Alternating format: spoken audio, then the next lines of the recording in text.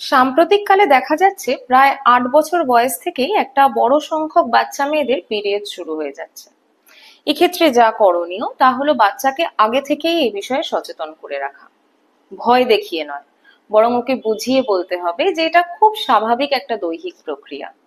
যেসব দৈহিক পরিবর্তনের কারণে পিরিয়ডস হয় সেটা যতটা সম্ভব সহজ ভাষায় ওকে বুঝিয়ে বলুন। 8 বছর বয়স হলে ওর স্কুল ব্যাগে একটা এক্সট্রা আন্ডারওয়্যার ও স্যানিটারি ন্যাপকিন রেখে দিন, এবং অতি অবশ্যই স্যানিটারি ন্যাপকিনের ব্যবহার শিখিয়ে দিন।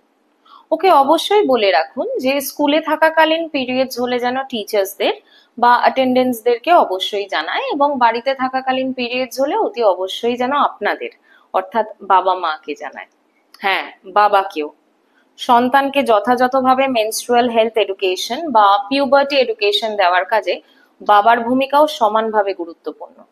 এ বিষয়ে ইতস্তত বোধ হওয়াটাই স্বাভাবিক। সেক্ষেত্রে আপনি যেভাবে আপনার নতুন বাইক, গাড়ি বা মোবাইল ফোন কেনার সময় রিসার্চ করেন, একই রকম ভাবে মেনস্ট্রুয়েশন বা পিরিয়ডস হাইজিন নিয়েও খানিক রিসার্চ করে নিয়ে কিভাবে বাচ্চাকে ওর মতন করে বোঝাবেন সেটা জেনে নিতে হবে।